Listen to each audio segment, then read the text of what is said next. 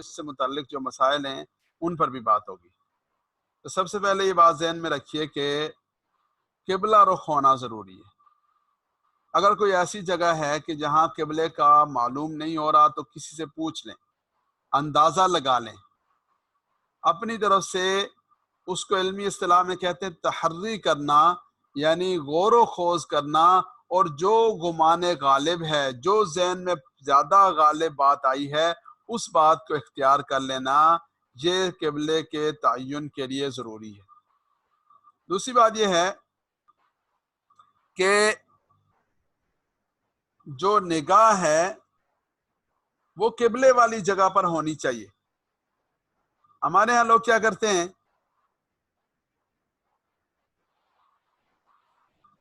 کہ دائیں بائیں دیکھتے ہیں، یا پوری طرح سے یکسو ہو کر متوجہ نہیں ہوتے۔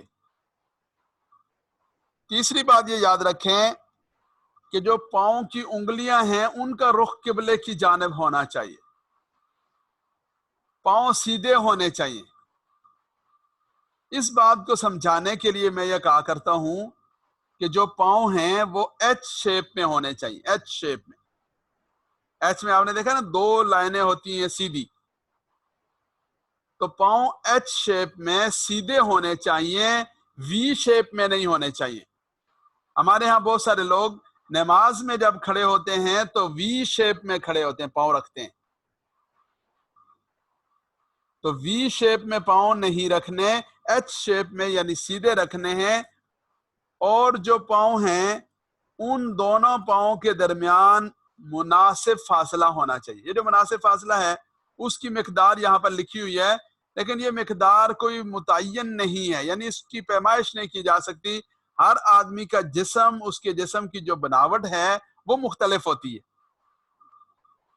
تو مقصد یہ ہے کہ بہت زیادہ پاؤں کے درمیان فاصلہ نہیں ہونا چاہیے اور بہت زیادہ پاؤں جڑے ہوئے نہیں ہونے چاہیے۔ اور پانچویں بات یہ ہے کہ کسی موٹی بڑی چادر سے اپنے جسم کو ڈھانپ لیں، اور جسم کا جو پورا حصہ ہے اس پورے حصے کو اچھی طرح سے ڈھانپنے کا اہتمام ہو۔ البتہ چہرہ، قدم اور ہاتھ یہ کھلے رہنے چاہیے، باقی سارے کا سارا جسم وہ ڈھانپنے کا اہتمام ہو۔ بالوں سمیت باقی جو جسم ہے بڑی چادر کے ساتھ، جیسے اس دن آپ کے سامنے بات آئی تھی کہ اگر خدا نخواستہ ایسا دوپٹہ ہے یا ایسا لباس ہے کہ جس میں سے بال ظاہر ہوتے ہیں یا بار بار وہ اتر جاتا ہے، تو اس میں نماز پڑھنے سے اجتناب کریں، بڑی چادر رکھ لیں اور نماز پڑھتے وقت وہ بڑی چادر اوڑھ لیا کریں۔ اور دوپٹے کا جو معاملہ ہے اس کے بارے میں تفصیل سے آپ کے سامنے بات آ گئی ہے۔ اور یہ بات یاد رکھیں کہ اگر نماز کے دوران چہرے، ہاتھ اور پاؤں کے علاوہ ان تینوں چیزوں کی تو گنجائش ہے، باقی جسم کا کوئی بھی عضو کھلا رہ جاتا ہے، اور اتنی دفعہ کھلا رہ جاتا ہے کہ جس میں 3 دفعہ سبحان ربی العظیم کہا جائے تو اس کی وجہ سے نماز نہیں ہوگی۔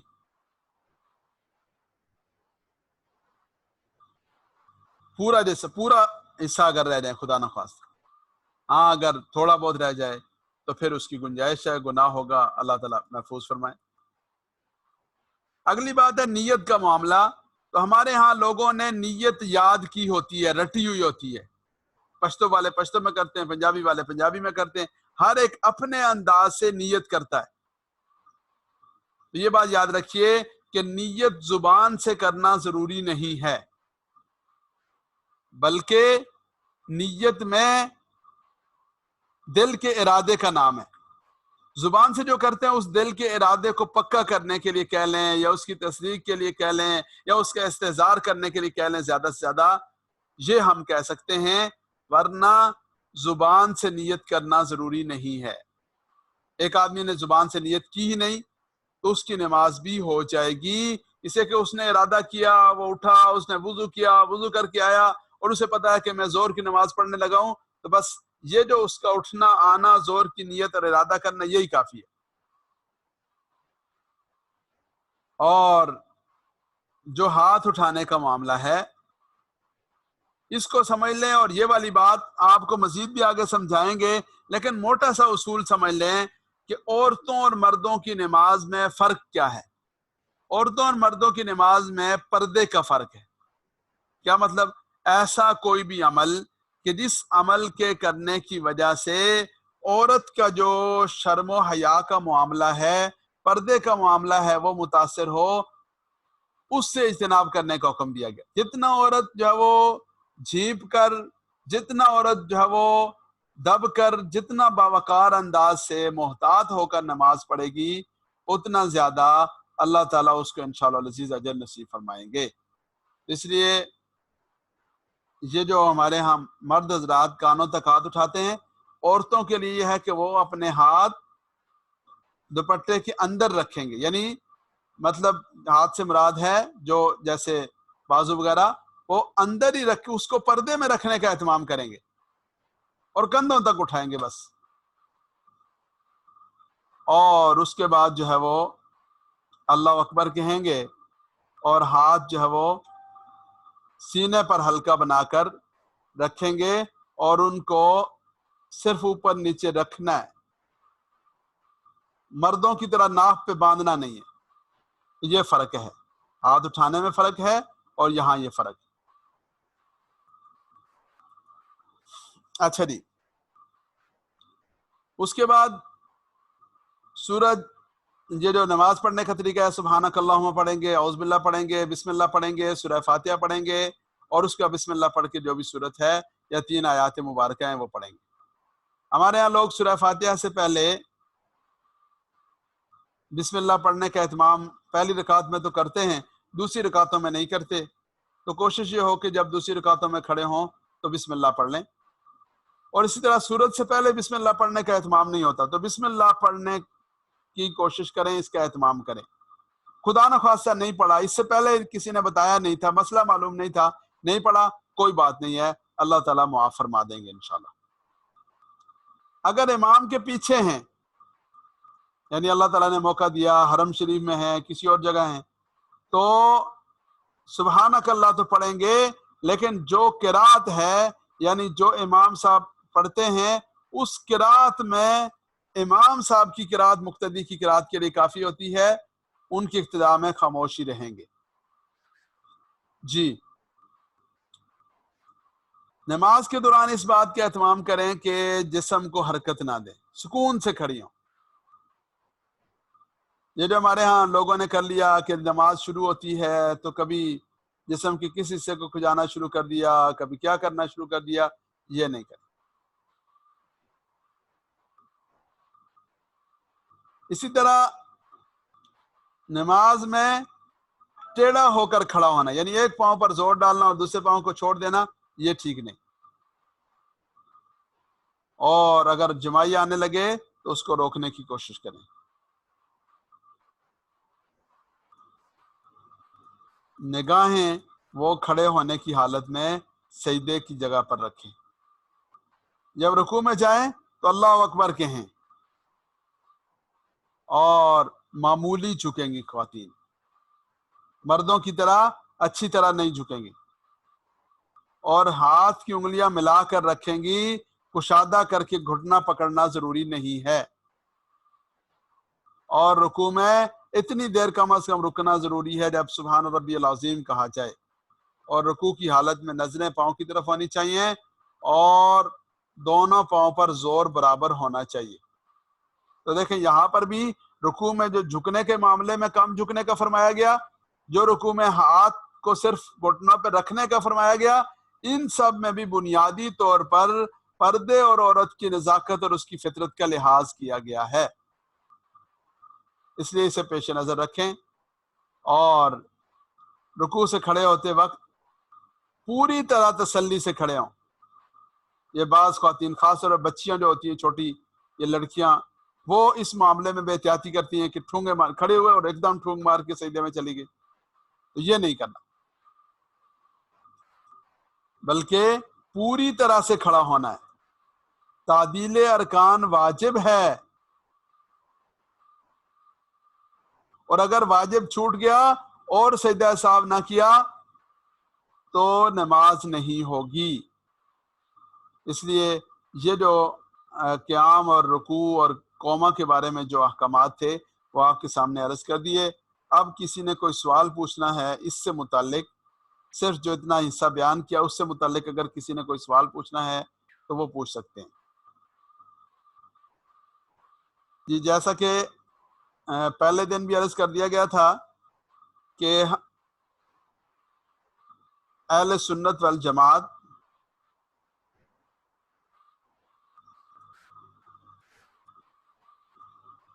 کہ فقہ حنفی کی تعبیر و تشریح کے مطابق ہماری کلاس میں ہر بات بتائی جاتی ہے۔ اور فقہ حنفی کی تعبیر و تشریح سے کیا مراد ہے؟ دیکھیں، یہ بھی لوگوں نے عجیب بات کر لی ہے، کہنا شروع کر دیا کہ جی ہم قرآن سے جو ملے گا وہ پڑھیں گے، حدیث سے جو ملے گا وہ پڑھیں گے۔ تو بھائی، امام ابو حنیفہ رحمۃ اللہ علیہ نے، امام شافعی رحمۃ اللہ علیہ نے، امام مالک رحمۃ اللہ علیہ نے اور امام احمد ابن حنبل رحمۃ اللہ علیہ نے خدا نہ خواستہ اپنی طرف سے کوئی چیز نہیں بنا لی، بلکہ قرآن و حدیث سے ہی لے کر بنائی ہے۔ مسئلہ یہ ہے کہ ہمارے ہاں بعض لوگوں نے یہ کرنا شروع کر دیا ہے کہ وہ کہتے ہیں کہ ہم جو قرآن میں آئے گا، حدیث میں آئے گا، وہ کریں گے۔ عنوان بڑا خوبصورت ہے، بڑا خوبصورت ٹائٹل ہے۔ تو یاد رکھیں کہ قرآن و حدیث کا مسئلہ نہیں ہے، مسئلہ یہ ہے کہ قرآن و حدیث میں کس کی سمجھ کا اعتبار ہے، کس کے فہم کا اعتبار ہے۔ ہمارے ہاں ایک طبقہ اب یہ پیدا ہو گیا، وہ کہتے ہیں جی میں جو سمجھوں گا وہ ہوگا، یا میری استاذہ صاحبہ جو سمجھیں گی وہ ہوگا، یا میرا اسکالر جو سمجھے گا وہ ہوگا، یا میرا مولا اور مولوی جو سمجھے گا وہ ہوگا۔ یہ سوچ بہت خطرناک ہے۔ اصل سوچ کیا ہے؟ قرآن و حدیث سے جو بات صحابہ نے سمجھی، قرآن و حدیث سے جو بات تابعین اور تبع تابعین نے سمجھی، جو بات فقہاء نے، ائمہ اور محدثین نے سمجھی، وہ بات معتبر ہے۔ تو جھگڑا یہ نہیں ہے یا اختلاف یہ نہیں ہے کہ قرآن و حدیث پہ عمل کرنا ہے یا خدا نخواستہ قرآن و حدیث سے ہٹ کے فقہ کوئی اور چیز ہے۔ نہیں، قرآن و حدیث کی تعبیر و تشریح کا نام، اس کی وضاحت کا نام، اس کی جزیات کے بیان کرنے کا نام فقہ ہے۔ اور یہ جو ہم کہتے ہیں کہ قرآن و حدیث کا جو علم سند کے ذریعے سے ہم تک پہنچا ہے، ہم اس کو فالو کریں گے، اور ہم ان لوگوں کے فہم پر، ان لوگوں کے دین کو سمجھنے پر اعتبار کریں گے کہ جو براہ راست دین کے اترنے کے بعد اس کے عینی شاہد تھے۔ اور افسوسناک بات یہ ہے کہ یہ والی بات صرف اور صرف نماز کے مسئلے میں اور فقہ کے مسئلے میں تو آتی ہے، لیکن یہ والی بات کوئی نہیں کرتا کہ دیکھیں قرآن مجید ہے، ہم سارے پڑھتے ہیں الحمدللہ، اور قرآن کریم کی قرآت ہیں، مختلف روایتیں، امام قالون کی روایت ہے، امام عاصم کوفی کی روایت ہے امام حفص سے، اس طرح دیگر ائمہ ہیں قرآت کے بڑے بڑے نام۔ ہمارے ہاں بر صغیر میں امام عاصم کوفی کی جو روایت حفص ہے وہ پڑھی جاتی ہے۔ اب آج تک آپ نے کسی کی زبان سے نہ تو امام عاصم کا لفظ نام سنا ہوگا، نہ امام حفص کا سنا ہوگا۔ تو بھائی، یہ قرآن کریم ہمارے پاس کسی کے ذریعے سے آیا، کسی نے اس کو جمع کیا، کسی نے اس پہ اعراب لگائے، کسی نے اس کی قرات کی، اور اس کے بعد الحمدللہ ہم نے قرآن کو اپنا لیا۔ الحمدللہ، اللہ تعالیٰ کی رحمت ہے۔ آپ مغرب میں چلے جائیں، ہم ایک دن حرم شریف سے واپس آ رہے تھے، راستے میں تو نماز پڑھائی ایک صاحب نے، اور انہوں نے نماز میں پڑھا مالک یوم الدین کی جگہ ملک یوم الدین۔ تو بعد میں ایک ساتھی تھے، شاید یہاں کے تھے، انہوں نے کہا بھائی آپ نے یہ کیوں پڑھا؟ تو وہ شاید لیبیا یا مراکش ایسے کسی علاقے کے تھے۔ وہ کہنے لگے جی ہمارے ہاں یہی روایت رائج ہے کہ ہم ملک یوم الدین پڑھتے ہیں۔ تو مالک یوم الدین کا کیا معنی؟ روز جزا کا مالک ہے، اور ملک یوم الدین روز جزا کا بادشاہ ہے۔ تو روایت کے بدلنے سے معنی نہیں بدلتا۔ اسی طرح جو فقہی مسئلہ ہے، وہ فقہی مسئلہ امام کی تعبیر کے بدلنے سے بدلتا نہیں ہے۔ اس کو آپ یوں سمجھ لیں کہ جیسے رفع یدین کا معاملہ ہے، ہاتھ کانوں تک اٹھانے کا معاملہ ہے۔ تو جو حضرات امام شافعی رحمۃ اللہ علیہ کی تحقیق کے نتیجے میں رفع یدین کرتے ہیں وہ بھی ٹھیک کرتے ہیں، جو حضرات امام ابو حنیفہ رحمۃ اللہ علیہ کی تحقیق کے نتیجے میں رفع یدین نہیں کرتے وہ بھی ٹھیک کرتے ہیں، اور ہمارے نزدیک یہ سنت کے زیادہ قریب ہے۔ تو رفع یدین کرنے والا بھی ٹھیک، نہ کرنے والا بھی ٹھیک۔ لیکن ایک آدمی یہ کہتا ہے کہ جی امام شافعی نہیں تھے، امام ابو حنیفہ نہیں تھے، میں جو حدیث سے سمجھوں گا، تو بھائی تم حدیث سے جو سمجھو گے تو پھر حدیث مبارکہ میں رفع یدین کرنے کا تذکرہ تو ہو سکتا ہے کہ بے شمار حدیث مبارکہ ہے۔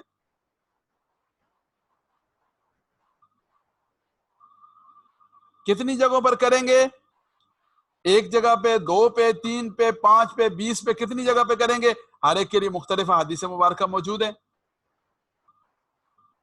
تو جیسے ہر آدمی خود نسخہ لکھ کر اپنے لیے پکی اور دوائی نہیں بنا سکتا، حکیم ڈاکٹر اس شعبے کا جو ماہر ہوتا ہے اسے پتا ہوتا ہے، اگر ہر ایک یہ کرے گا تو آپ نے دیکھا ہوگا ایسے تجربے کرنے والے پہلے سے زیادہ بیمار ہو جاتے ہیں۔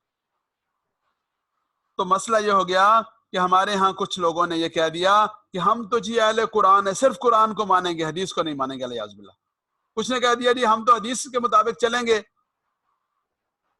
تو بھائی اور جتنی امت ساری کی ساری امت چل رہی ہے وہ بھی الحمدللہ حدیث اور قرآن پہ چل رہی ہے۔ مسئلہ کیا ہے کہ یہ جو حضرات ایسا کہنے والے یہ اپنے ذہن کو، اپنی سوچ کو یا اپنی خواہش کو تو کہ ماننے کے اوپر اصرار کر رہے ہیں، اور باقی ساری امت یہ کہہ رہی ہے کہ جو قرون اولیٰ کے مسلمانوں نے سمجھا اس کے مطابق چلنا ہے دین پر۔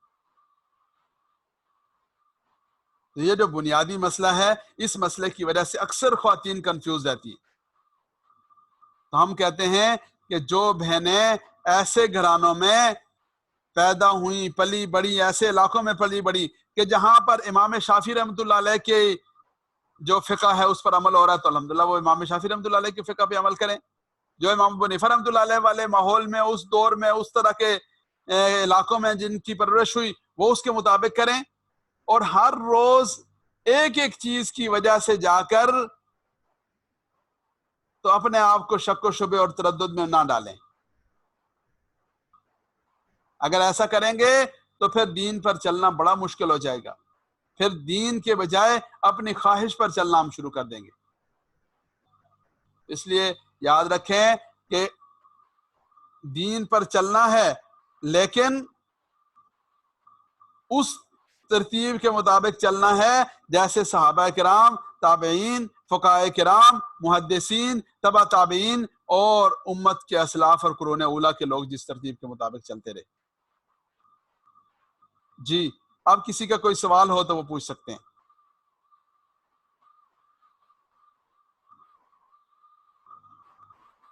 جی نماز سے متعلق، مسائل سے متعلق کسی کا کوئی سوال ہو تو وہ پوچھ سکتے ہیں، پھر انشاءاللہ سبق کے اگلے حصے کی طرف جائیں گے۔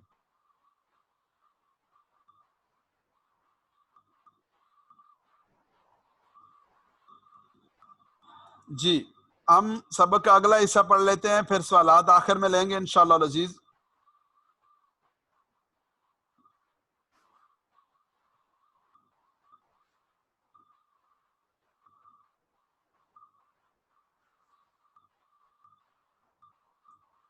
جی آج کا ہمارا سبق ہے سبق نمبر 7۔ ہم نے پڑھ لیا اس کلاس میں یا نہیں پڑھا؟ اور نہیں سوری، اس کلاس میں تو ہمارا 7 ہے ہی نہیں۔ اس کلاس میں ہم نے پڑھنا ہے سبق نمبر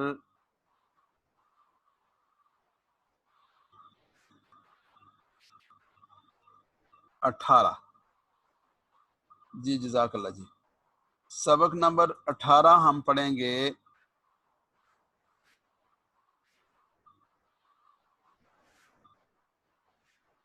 جی سبق نمبر 18 اور 19 جو ہیں ان دونوں میں جو گرامر ہیں وہ تھوڑا سا تفصیلی ہیں، ہم اس کے گرامر میں نہیں جا رہے۔ ہم یہاں پر کچھ مسنون دعائیں ہیں وہ آج کے سبق میں پڑھیں گے، اور ان مسنون دعاؤں کا انتخاب اس لیے کیا گیا، یہ بات یہ والا مسئلہ بھی سمجھ لیجئے کہ سلام سے پہلے جو دعا بھی قرآن کریم میں آئی وہ پڑھ سکتے ہیں، قرآن میں آئی، حدیث مبارکہ میں آئی، جو دعا بھی آئی پڑھ سکتے ہیں۔ ہمارے ہاں ربنا آتنا فی الدنیا حسنہ پڑھتے ہیں، ہمارے ہاں رب اجعلنی مقیم الصلاۃ ومن ذریتی ربنا وتقبل دعا پڑھتے ہیں، رب انی ظلمت نفسی ظلما کثیرا جو بھی آپ کے سامنے پڑھا رہے ہیں۔ تو یہ جو دعائیں ہیں، ان دعاؤں کو ہم زیادہ سے زیادہ سیکھنے کا اہتمام کریں، اور سلام سے پہلے اللہ تعالیٰ جتنی توفیق نصیب فرمائیں ہم دعائیں مانگیں، خاص طور پر نوافل میں، سنتوں میں زیادہ سے زیادہ دعائیں پڑھنے کا اہتمام کریں۔ جی، تو یہ ہمارے پاس مجموعی طور پر انشاءاللہ 117 الفاظ ہو جائیں گے جو 38,000 دفعہ قرآن کریم میں استعمال ہوئے۔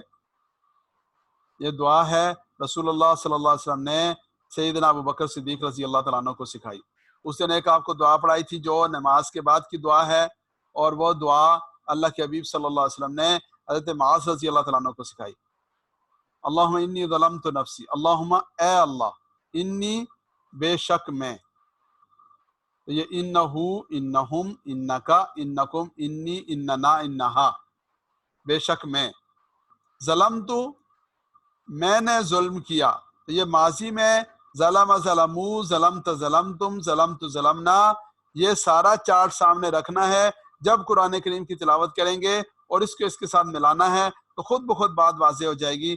اللہم اے رب، انی بے شک میں نے ظلمت نفسی، میں نے اپنے اوپر ظلم کیا، نفسی اپنی جان پر، نفس واحد ہے، نفوس اور انفس اس کی جمع ہے، ظلمن کثیرا، یہ بات آپ کو سمجھانا مقصود ہے، اور اس کے لیے یہ دعا لائی گئی کہ بسا اوقات عربی زبان کے اندر یہ فعل آئے گا اور اس فعل جیسا لفظ آگے آئے گا تو یہ اس کی تاکید کے لیے، اس میں اضافے کے لیے آئے گا۔ ظلمن کثیرا، بہت زیادہ ظلم کیا، بہت زیادہ، ظلمت نفسی، ظلم کیا اپنے اوپر، ظلمن کثیرا، ظلم کرنا، کثیرا بہت زیادہ، تو یہ اس کی تاکید کے لیے، شدت کے لیے، اس کی زیادتی کو بیان کرنے کے لیے۔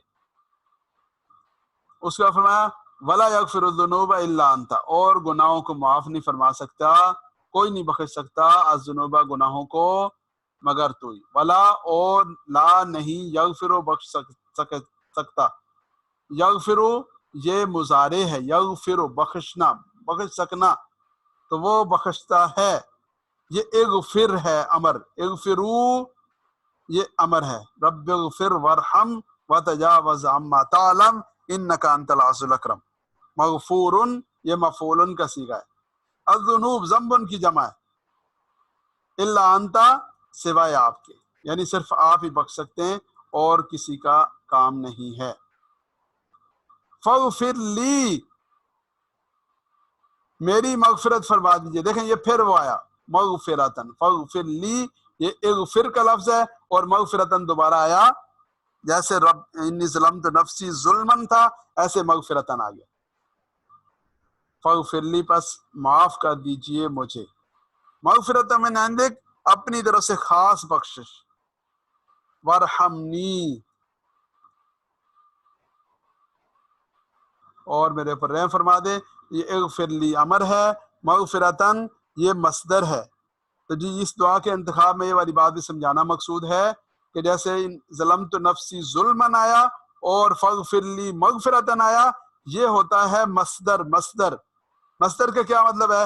مصدر وہ روٹس کو کہتے ہیں، اس روٹ ورڈز کو کہتے ہیں کہ جس سے باقی سارے الفاظ نکلتے ہیں، تو یہاں پر مغفرت کے لفظ سے یہ سارا نکلا، غفر، غفرو، یغفرو، اغفر، لا تغفر، غافر، مغفور، سب کا سب اس مغفرت سے نکلا ہے۔ رب انی ظلمت نفسی ظلمن میں ظلمن کا جو لفظ ہے ظلم، زوئے جس کو آپ زوئے پڑھتے ہیں، ضا لام میم، ظلم کا جو لفظ ہے اس سے باقی سارے کے سارے الفاظ بنے نکلے۔ ورحمنی اور میری مغفرت فرما دیجئے، عندہو اپنے پاس سے، یعنی اس کے پاس سے، عندہم ان کے پاس، عندک آپ کے پاس، ورحمنی اور مجھ پر رحم فرما دیجیے، انک انت الغفور الرحیم، بے شک آپ ہی، انک انت بے شک آپ انتا آپ ہی.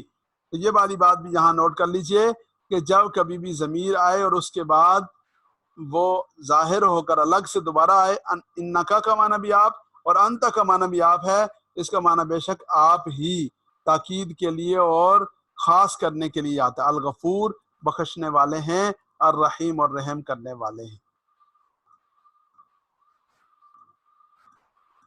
تو یہ سارا آپ کے سامنے پہلے آ چکا ہے. اللہ تعالیٰ ہم سب کو اس کی سمجھ نصیب فرمائے. جی اگلی بات جو ہم نے یہاں سمجھنی ہے وہ یہ سمجھنی ہے کہ جمع بنانے کے دو طریقے ہوتے ہیں. ایک جو پہلے آپ کو سکھایا جمع سالم وہ کہلاتا ہے، واو نون یا نون لگائیں گے تو جمع بن جائے گی. اور ایک ہوتا ہے جمع مکسر. مکسر میں نفس کی جمع انفس اور نفوس، ذنب کی جمع ذنوب. فرق کیا ہے؟ یہاں دیکھیں میم سین لام میم، مسلمن پورے کا پورا ایز اٹ از موجود ہے، آخر میں صرف واو نون کا اضافہ کیا، درمیان میں کوئی تبدیلی نہیں ہوئی، کوئی اونچ نیچ نہیں ہوئی، کوئی لفظ اضافی نہیں آیا، کوئی لفظ گیا نہیں، کچھ نہیں ہوا. یہاں کیا ہوا؟ ذنبن زال نون با ہے، اس کے بیچ میں کیا آ گیا؟ واو آ گیا، جس نے آ کر اس زال نون با کو توڑ دیا. نفوس نفسن کی جمع ہے، واو آ گیا، اس نے آ کر اس کو توڑ دیا. انفس یہ حمزہ اضافی آ گیا، اس نے آ کر اس کی جو حیثیت ہے اس کو متاثر کر دیا. تو یہ ہوتا ہے جمع مکسر. اور یہ ہے جمع سالم. کافر ایز اٹ از موجود، عابد ایز اٹ از موجود، فاسق ایز اٹ از موجود، کوئی تبدیلی نہیں آئی. اور یہ کیا ہے؟ قلم اقلام، حمزہ اضافی آ گیا، الف آ گیا، ضم سے ذنوب بن گیا، کتاب ان سے کتبن ہو گیا، اس طرح موت سے اموات ہو گیا. تو اس میں جو بنیادی لفظ ہیں وہ لفظ ہی متاثر ہو جائیں گے. یہ والی بات جو میں آپ کو پیچھے پڑھاتے ہوئے بتا کر آیا، جو اس سبق میں خاص طور پر بتانا مقصود ہے، وہ ہے مار مارا، خوب مارا، یعنی تاکید بتانا. جیسے ظلم تو یہ فعل ہے، ظلم تو ظلم کیا، ظلمن یہ اسم ہے، مصدر ہے، خوب ظلم کیا. اغفر لی یہ فعل ہے اور مغفرتن یہ کیا ہے؟ اسم ہے. یہ آپ کے سامنے الحمدللہ سبق آ گیا. اس کے بعد یہ افعال ہیں، اور ان افعال میں ہم جو چیز پڑھ چکے الحمدللہ. اب یہ حرف علت واو الف اور یا ہے، اس کی وجہ سے جو تبدیلیاں ہوتی ہیں یہ تھوڑی سی لمبی بات ہے، اور یہ لمبی بات آپ کو فی الحال اس سے نہیں بتاتے کہ اس کی وجہ سے آپ ذہنی طور پر وہ نہ ہو جائیں، اپنا ڈسٹرب نہ ہو جائیں. اس لیے ہم اس کو انشاءاللہ العزیز اگلے سبق میں پڑھیں گے. جی جزاکم اللہ خیرہ. اللہ تعالیٰ اپنی بارگاہ میں قبول فرما دیں اور اپنی رضا نصیب فرما دیں. جی اب کسی کا کوئی سوال ہو تو وہ پوچھ سکتا ہے. جی